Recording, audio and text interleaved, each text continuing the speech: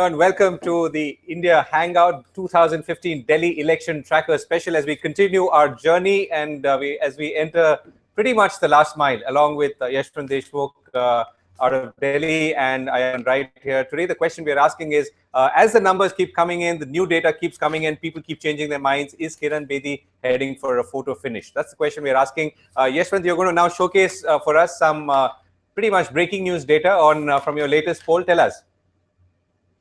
The poll which has been concluded today is showing almost the same line that the last week. The number much more bipolar BJP and the Aam Aadmi Party. BJP approximately 45%, Aam Aadmi Party approximately around 40%, and Congress approximately around 10%.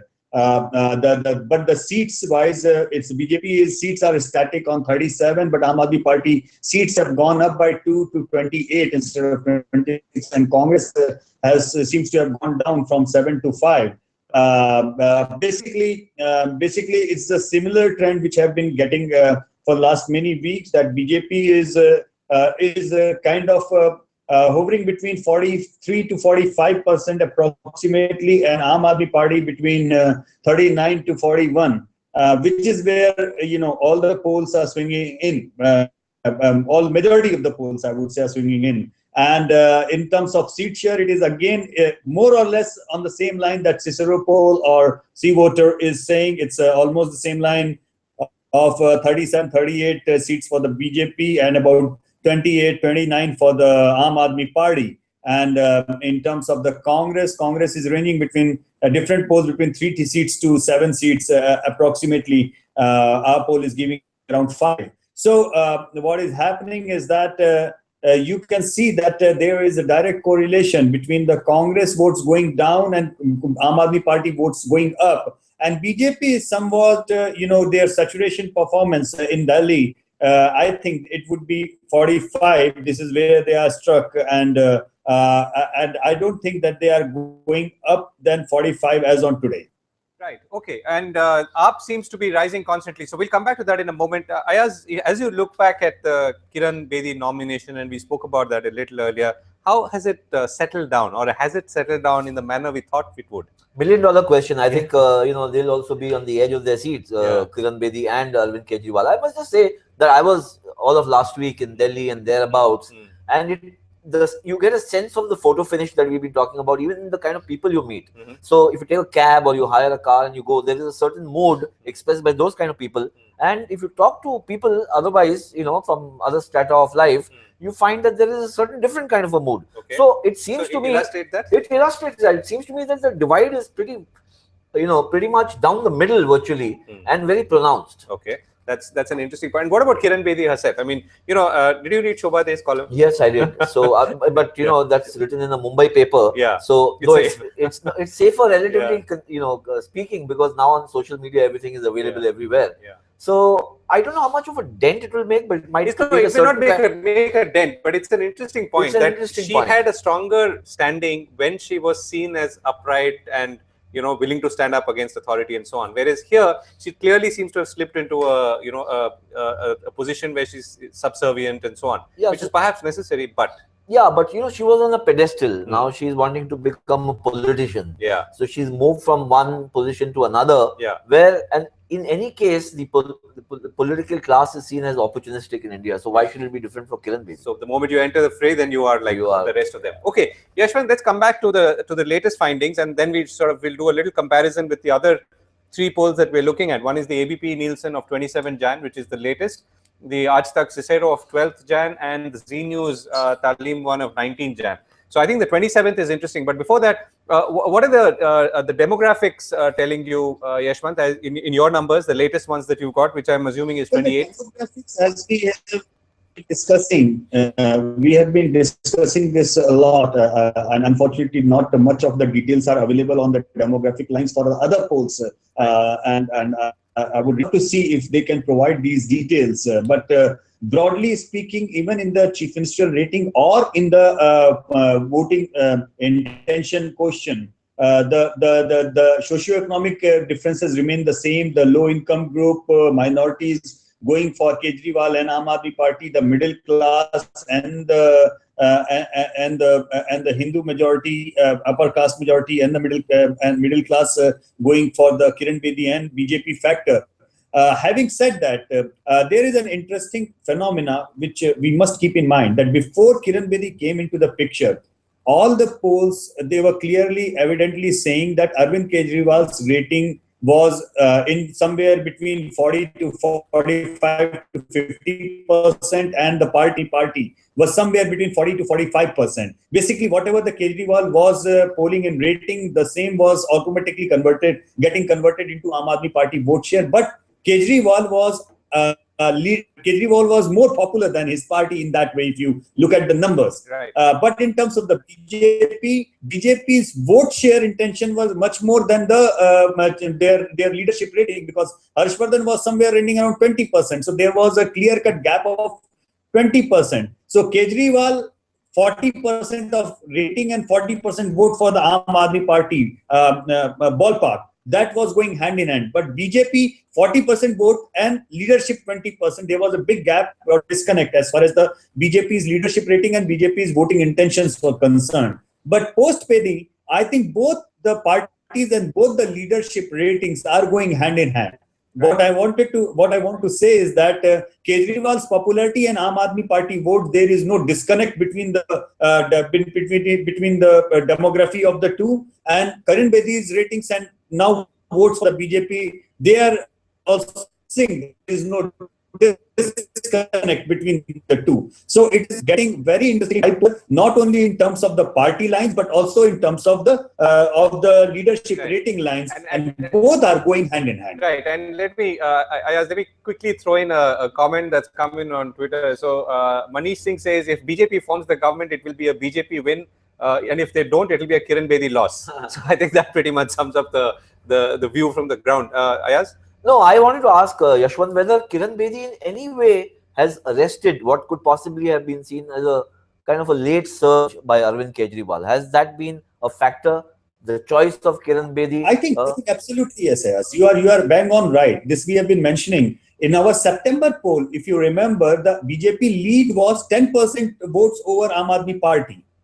In spite and despite of the fact that BJP had leadership.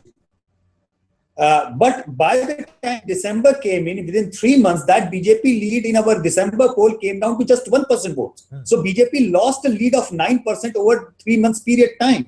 And this was the big problem with the BJP. If they had gone ahead without any face, and the trend of Aam Aadmi Party would have straightway gone up, and BJP kept on losing the ground, then probably right now we would have been discussing a scenario where Aam Aadmi Party might have been leading by 10 points in the reverse proportion over the BJP. So it's certainly the case that Kiran Bedi's induction has a kind of checked the loss or the trend of losing votes for the BJP's concern.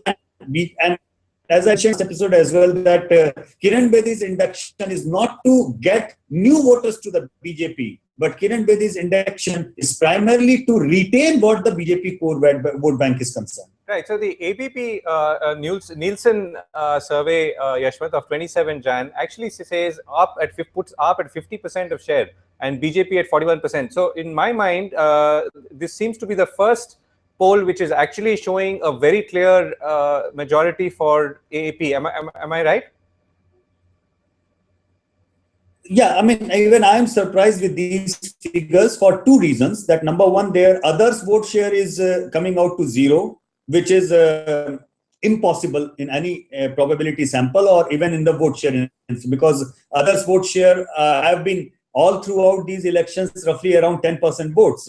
While in this election, we are estimating the others vote share to get down to about 5-6%, because the contest is going to be much more bipolar between BJP and Aam Party. First of all, that big 0 in the others category is a no-go. I mean, statistically as well as practically or from common sense perspective, this cannot happen. Number one. Number two, in AC Nielsen's poll, in the last 2 weeks, the Aam Aadmi vote share has dropped from 26% in their poll to 9% over here.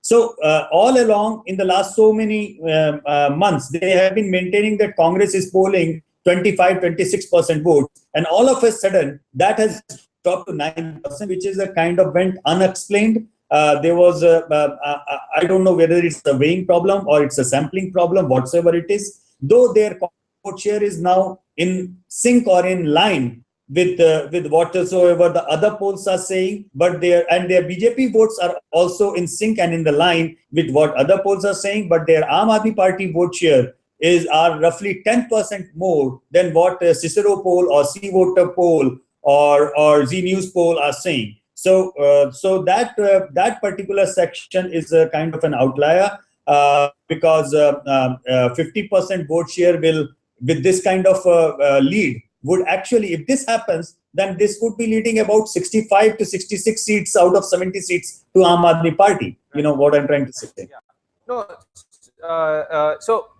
Just one more thing, Yashwant. If you were to now look at the polls for the last 4 to 6 weeks, what are the 1 or 2 key secular trends we are seeing? I mean, it seems to me like that both BJP and AAP have actually increased their standing on the pitch. I mean, would you concur with that?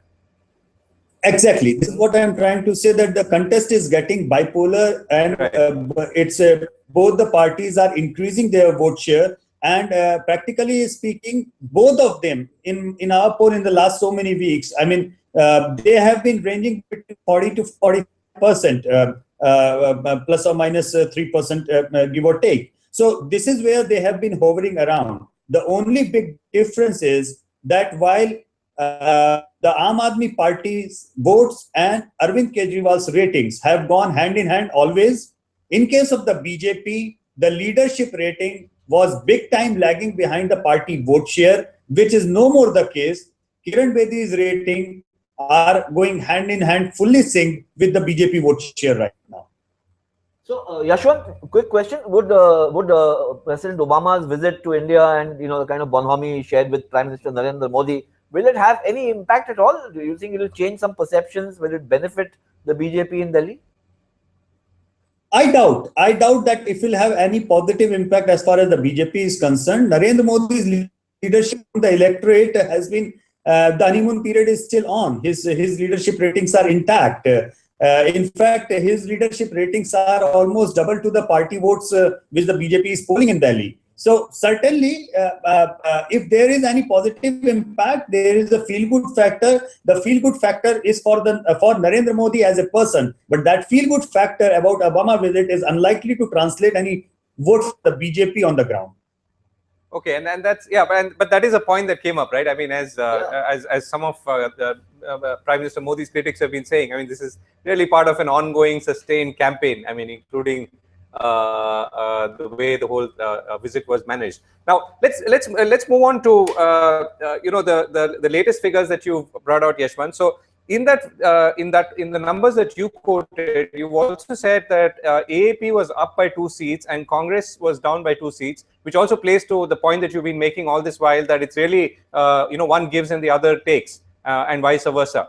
But is there something about this particular poll and this particular gain, even though it's a small gain, that we should be observing a little more closely, or we should be concerned about? Well, this is the 3rd week in a row that we have been discussing about the gender gap, and this is a very unique finding that we have been reporting. Unfortunately, I'm not looking at the data. I'm not getting the details of this data from the other polls, which would have kind of reassured and reconfirmed this the gender gap, if there is any. But this is the 3rd week in a row that we are finding this gap, which is reassuring for us as far as our data is concerned. One big thing that would remain would be the turnout factor.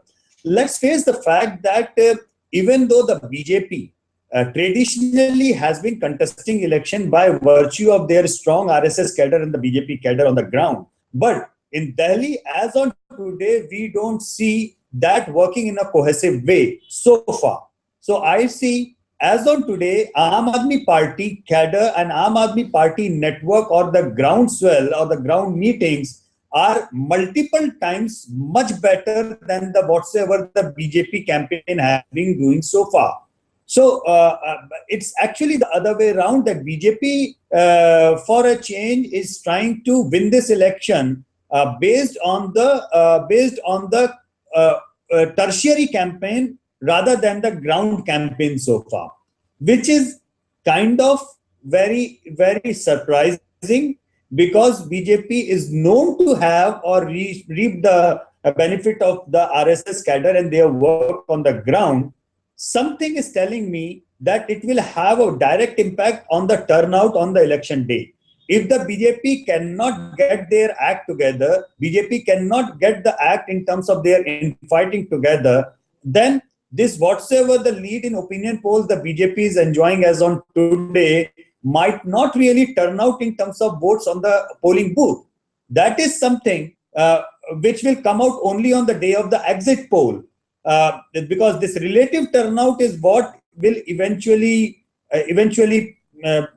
form the output of the election results. And I'm sorry to say, but as an independent analyst, this may not this might not be liked by many of the BJP sympathizers out there who are watching the show. But as on today, or for the last 3 months, Aam Aadmi Party and Arvind Kejriwal are running a brilliant ground mass contact program and campaign. And as far as their machinery is concerned, it's amazingly interesting to see how good they are organized, how good they are doing. And in spite and despite of having a very well-connected RSS cadre, BJP, due to its infighting, is nowhere on the groundswell as on today.